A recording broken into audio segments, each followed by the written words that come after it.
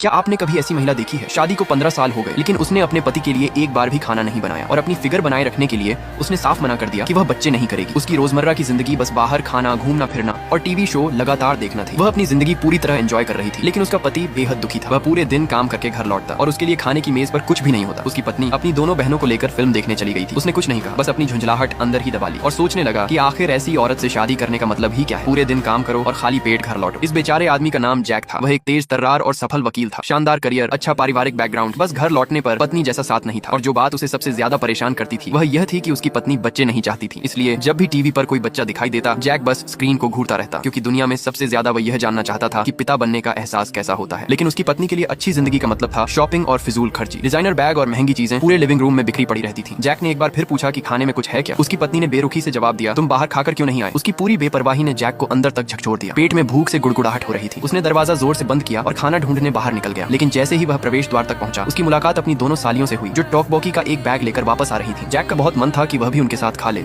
इसलिए उसने सहजता से पूछ लिया कि क्या वह स्वादिष्ट है। उनमें से एक हंस पड़ी और बोली, तुम जैसे बड़े वकील भी स्ट्रीट फूड खाते हैं। जैक ने अपने गुस्से को दबाया और वहां से चला गया, क्योंकि उसकी पत्नी ने 10 साल से भी ज्यादा समय से खाना नहीं बनाया था। इसलिए वह मोहल्ले के लगभग हर रेस्तरां का नियमित ग्राहक बन चुका था। लेकिन जहां वह सबसे ज्यादा लौट कर आता था वह थी एली की सूप और चावल की दुकान। जैसे ही एली ने जैक को अंदर आते देखा, उसका पूरा चेहरा खेल उठा। उसने तुरंत उसके लिए एक अंडा फ्राई करने की पेशकश की और साथ में उसे सोजू की एक बोतल भी दे दी। आखिर वे दोनों 10 साल से एक दूसरे को जानते थे और इसी दौरान एली चुपचाप इस वकील से प्यार करने लगी थी। इसलिए जब उसने जैक को पूरी तरह नशे में देखा तो वह तुरंत हैंगओवर की दवा लेने दौड़ी। उसने बड़े ध्यान से उसे दवा खिलाई और मालिश करके उसका नशा उतारने की कोशिश की। लेकिन तभी जैक ने कुछ ऐसा किया जिससे उसका दिल एक बार फिर जोर से धड़क उठा। वह वहीं खड़ी थी और समझ नहीं पा रही थी कि क्या करे। तभी उसकी नजर ऊपर गई और उसने ठीक सामने एक होटल का साइन बोर्ड देखा। उसके दिमाग में कुछ क्लिक हुआ।